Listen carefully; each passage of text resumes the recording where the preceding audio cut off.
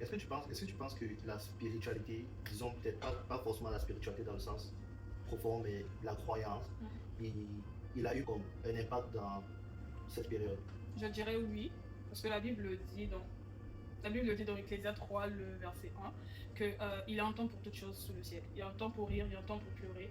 Donc, en tant qu'enfant, en tant que chrétienne, je dirais, ou en tant qu'enfant de Dieu, on sait que la vie n'est pas juste faite d'une ligne droite. Il va y avoir des périodes où ça peut rebondir comme ça peut redescendre. Donc, à ce moment-là, je savais que là, je passe peut-être par une période, pas peut-être, je savais que je passe par une période où c'est pas rose pour moi. C'est une période, comme je dis, une période de doute. Et aussi, comme je le dis dans la Bible, il y a aussi des réponses par rapport à chaque situation, tu vois. Je savais que non, il y a eu des personnes performantes dans la Bible, il y a eu des personnes qu'on prend pour modèle en tant que chrétien dans la Bible, qui ont vécu des périodes où ils ont douté. Ouais. Donc, en ce moment-là, je me dis, si je doute, forcément, il y a quelque chose devant. Et là, comme chaque chose, j'essaie d'aller. C'est pas facile, mais c'est comme on dit, quand tu reconnais vraiment la situation dans laquelle tu trouves, tu cherches les moyens d'en sortir. Ok. Est-ce que tu as comme un conseil que je peux comme donner au monde, que tu peux donner aux gens qui vont nous suivre, de comment est-ce qu'ils peuvent comment est-ce qu'ils peuvent faire pour pouvoir identifier que c'est une crise résidentielle concrètement et comment est-ce qu'ils peuvent faire pour s'en sortir de cette période-là concrètement, sans toutefois plonger dans une quelconque dépression.